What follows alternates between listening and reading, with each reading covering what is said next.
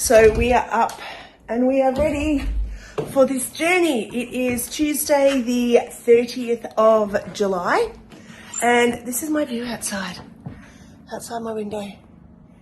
So yeah, it's pretty dark. It was a really beautiful night. I was exhausted and couldn't even put up my video yesterday, so that tells me that I was tired. We are staying at Villa Esponda in St. John Paul. We paid about 80 euros for the night, and I gotta say, beautiful place to sleep, beautiful place to stay. It was right near a restaurant, so when we got back last night after a big day, we just had some beautiful tapas next door. The bed linen, let me show you that.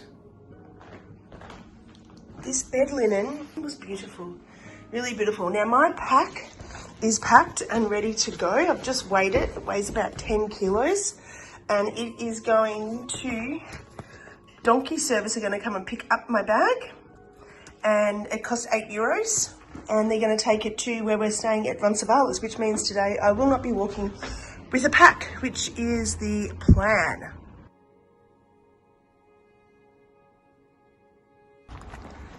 So it is 6 a.m. on the dot. We're just leaving our accommodation. Need to be really mindful that we're quiet, because that was one thing we heard a lot about last night. We had a private room at Villa Esponda, Roncesvalles. Beautiful accommodation. The lady was lovely. She came and picked us up from the train station as our train was delayed, and I think she probably wanted to go home. So that was good for us. It was 80 euros. It was just a double room. So we had our own bathroom, etc., which was really quite nice. And we are now headed off for that journey of a lifetime that we've talked about for oh so long. So here goes.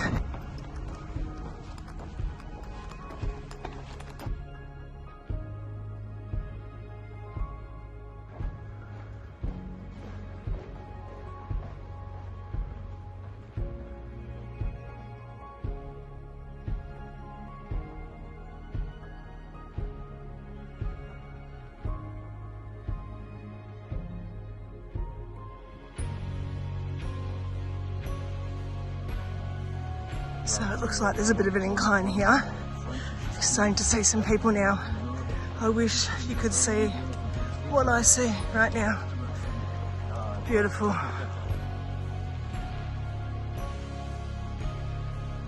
We've been walking up here. The very first opportunity you get to turn left, you go left.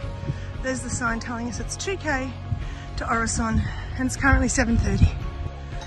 I often want to say smell the roses, but right now I want to be, hear the sheep. Ah! So we've got to our very first water fountain, which is good. Shouldn't be too far away from Orison now. Okay, thought I'd show you the real deal. So we're nearly at Orison, not exactly how far. The uphill climb has certainly been tough. It's probably I would describe it as a very consistent steep hill. It is steep, steep, steep, and consistently steep. We started at 6. It's now 8:10. Hopefully Orison by 8:30, stop for half an hour. We do need to keep reminding ourselves, well, especially me, like Shane said before, we've actually got all day. We don't need to rush. It's early. There's a lot of people out. I haven't seen anyone not carrying a backpack except me. But I've got to tell you, best 10 euros. The very first day, we're doing 27 Ks. We're doing up a hill, 40 degrees. It's day one. So it's probably a really great way to ease into it. I mean, again, personal preference, but for me, really super happy that I did that.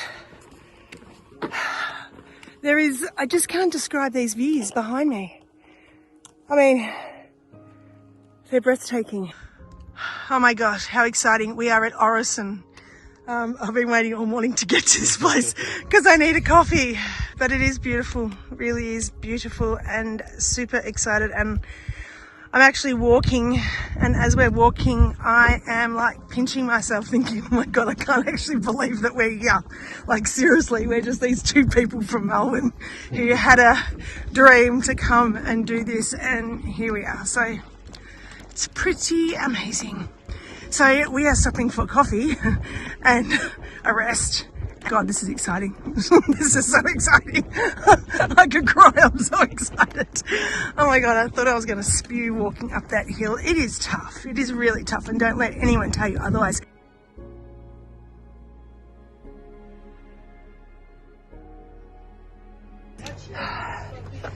Ah, yummy, yummy, yummy. Orison. Oh my God, this is bloody beautiful. Hey.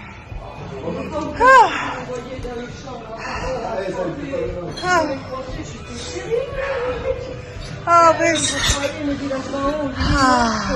Good morning, sorry. Yeah, I want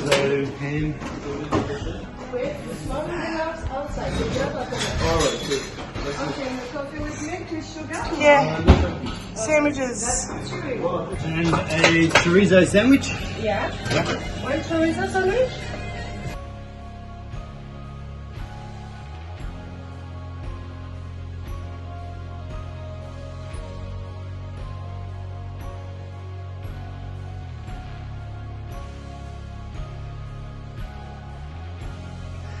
So we've just walked all that way, round, and then up, and here we are.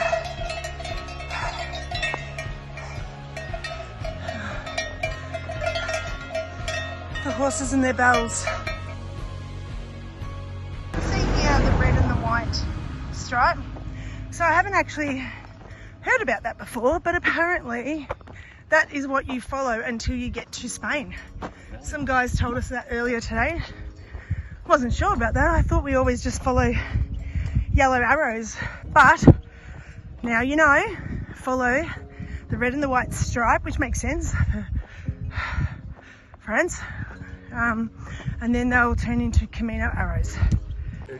Shane's helping a man in need, just going off the road onto the grass. Look at the view.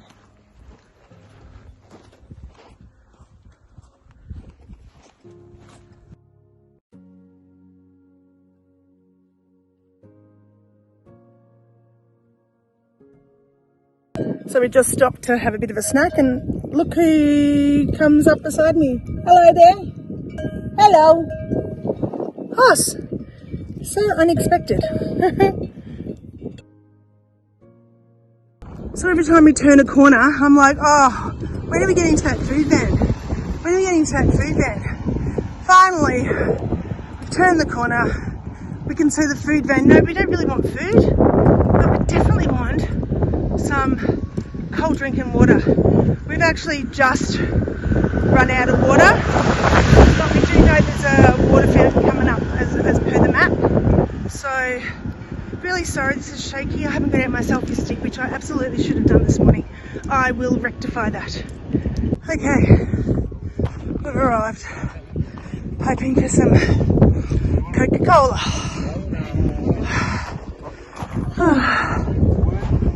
Yes, I'm puffed. If you can hear me now, you know that I'm puffed. So we're just taking a bit of a breather. Socks are off, and I've got a new pair of my Injinji socks to put on next to keep myself good, basically. Behind me you can see the little stand. I bought a Coca-Cola and a water. It cost €4. They had eggs, bananas. I think they had instant coffee for €1. Black instant coffee, €1. And to be honest, feeling okay. Feet feeling okay, body's feeling okay. I read the sign on the bus and it said 1 more kilometre uphill, 5 kilometres flat, 5 kilometres downhill. So still 11 kilometres to go, and it's only 10:40 a.m. So probably arrive in Roncesvalles, we think, by 1:30 at the latest, probably. Yeah, good time, and then we can check in, do a load of washing first thing, hang it out, and then keep moving, have a look around. Actually now going to come off the road and head to Roncesvalles through the countryside. Roncesvalles, 2.5 hours. What we know from the food truck guy is it's 1 kilometre up, 5 flat, 5 down. So it's easily 2.5 hours. Makes sense. Here's actually an arrow with the French way sign on it. I think we're going to actually walk through some sheep and cows up here. So far they've all moved to the side for us, which has been cool, but I want to pat them.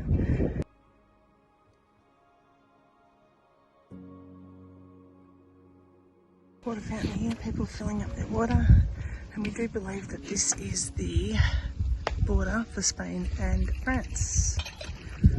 Not 100% sure, but someone was looking at their maps and they said this is the border. Although I've been told there's actually no real indication, but this could be it. Yeah, this is like the gate that I saw. I've seen gates before. You go through the gate and you're in Spain. Welcome to Spain. Alright, this is Helen walking from France to Spain via the Pyrenees. You made it. Yay, keep going. Entering the forest. Hopefully the rest is all shade.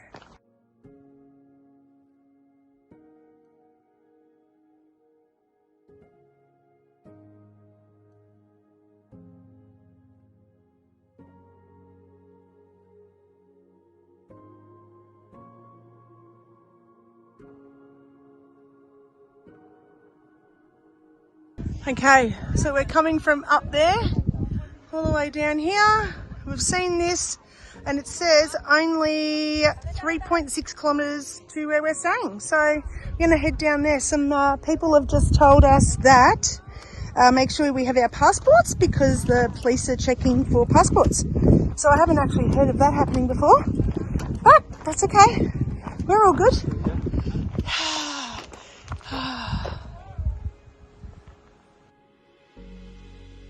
So they didn't ask us for passports, which was excellent. Now we're walking down here and this is already a little bit tricky, but it's only 4.6 or 3.6 down. So we're just going to take it easy. 11:23 is what it was, so take it easy. I'm going to put Shane's camera down because mine's charging and I don't want to fall and break his. But it does look very beautiful when I take a quick glance up. But when you come to parts like this, it's more about focusing on the ground and your foot placement is so important.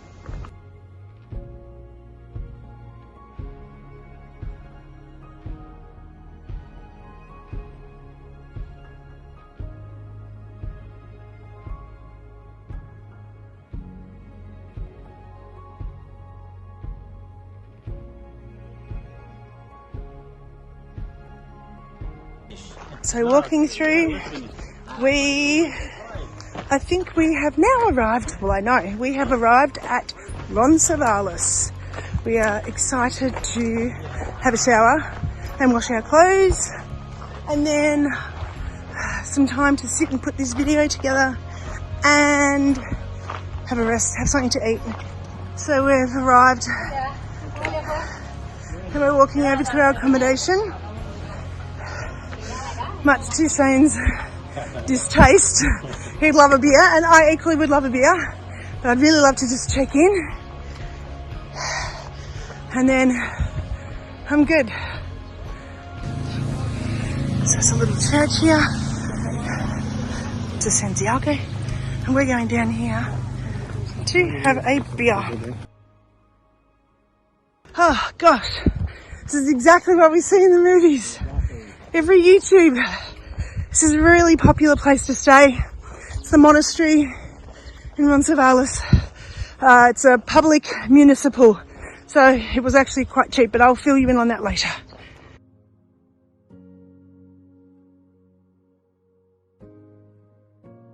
So we are walking in. Oh, that looks like a kitchen.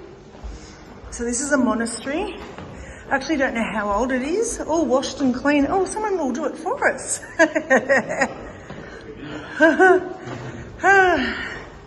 So we're going down here to the left. Oh, that might be it. To the left. The left just before the sign, is it? Just before the sign. That's it. We're going up to the first floor. Let's do the stairs.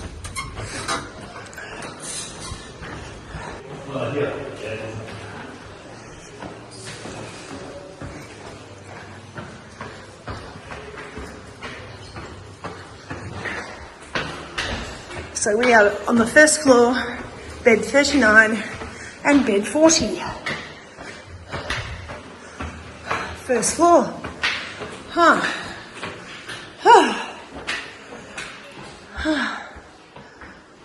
39 and 40 must be that way. That's us.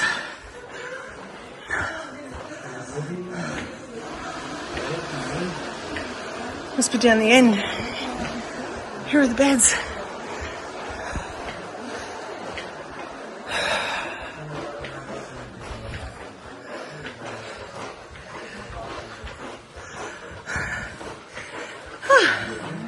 Home sweet home. 39, 140. 39, 40.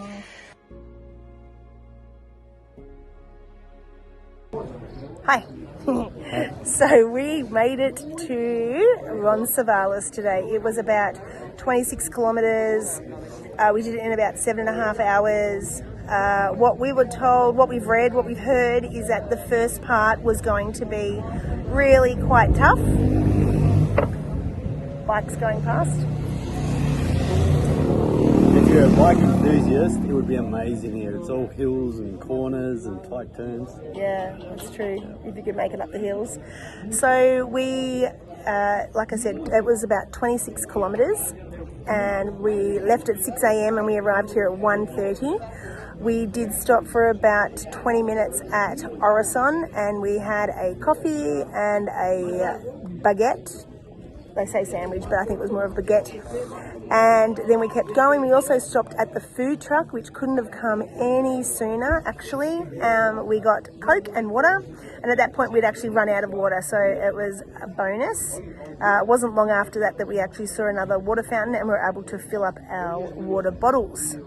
Let's talk the hike. Today, I've got to say, I think I've already said this, but I'll say it again. I paid €8 with a donkey service to have my bag shipped up here to Roncesvalles, and got here and my bag was here ready and waiting.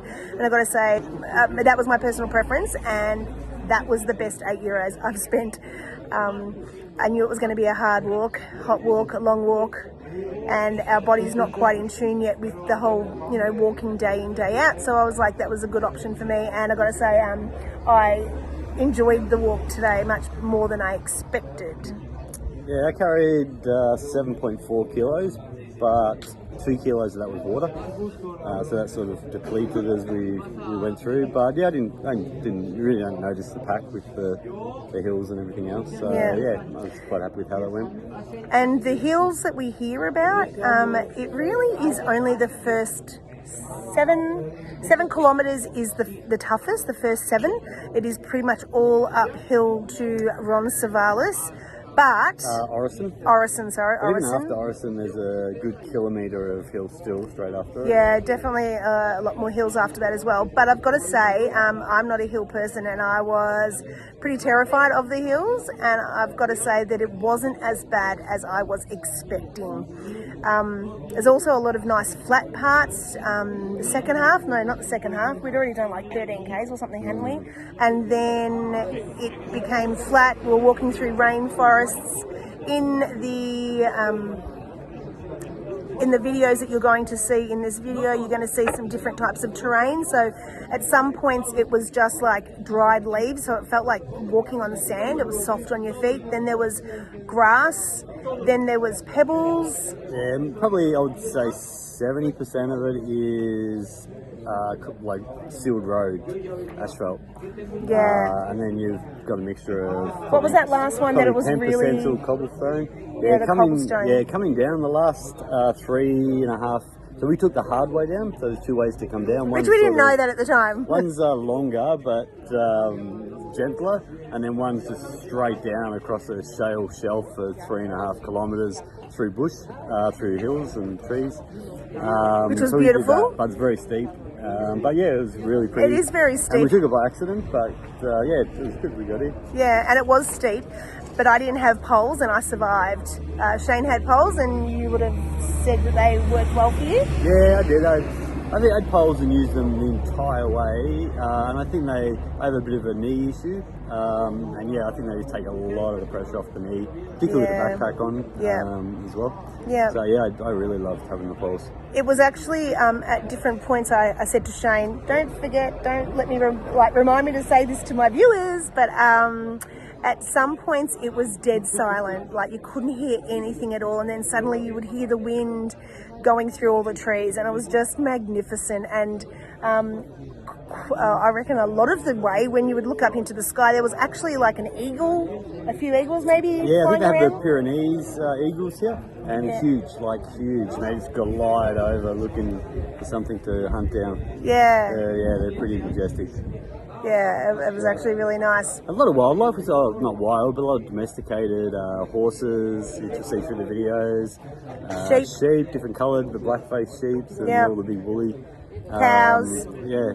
And everyone's got a bell, so you just hear this ding, ding, ding, Hills from ding. a distance, up in the hills, dong, dong, dong, dong. Yeah. And I mean, I think also in the video you're going to see that Shane and I were just sitting there to finish off some of our roll, and next thing we turned around and there's like, whoa, there's a horse behind us. I think it came for your banana, didn't it? It did. It came from my banana peel that I left on the side of the road. I left it on the grass actually. I also wanted to mention that I'm really proud of everyone who's doing the Camino, because we probably saw maybe 5-6 pieces of rubbish along the way, which is actually really good, because I know walking around in Australia when we go on our hikes, there's a lot of rubbish. So it's actually a really clean path, which is lovely. Today we passed lots of people, we spoke to lots of people. It didn't actually ask anyone why they're actually doing this, but it turns out that a lot of people are actually doing 2 weeks of the Camino and then they go home, although they're from Spain. We've met some men from Ireland, and they're doing one guy's just doing to Pamplona, which is 4 days. The other guy's doing 2 weeks, and then he's going to go home for something and then come back. So people are here doing it for all sorts of reasons and all different timelines. Yeah, you find a lot of the people in Europe, like Ireland and Italy and Spain, they tend to do it in sections because it's so easy. Yes. You can't take the time off. Yes. Whereas most Australians that you talk to seem to do the whole lot, yeah. People that are sort of travelling a long way to get here. Yeah. We probably had maybe 10, 15 people that we've sort of met and had reasonably good conversations with. Yeah. You tend to overtake people. Yeah. So you'll...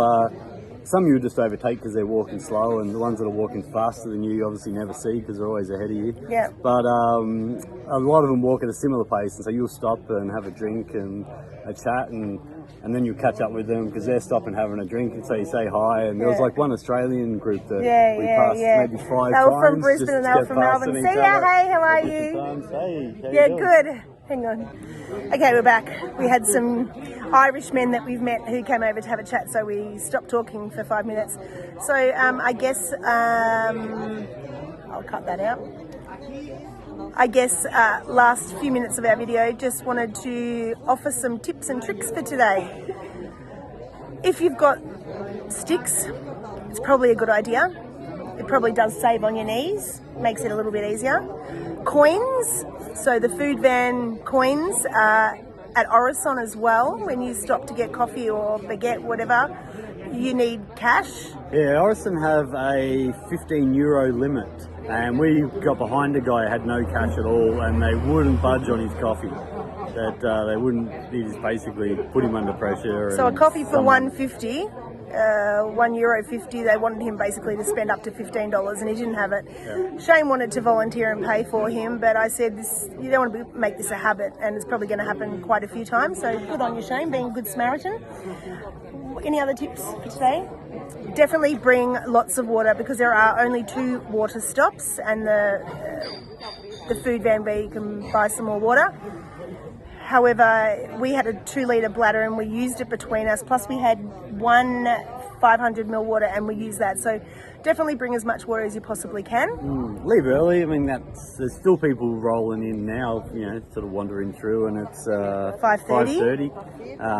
Which and some of the paths can sometimes be a bit hard to end up on the right one. So particularly if it's in winter or it's getting dark early.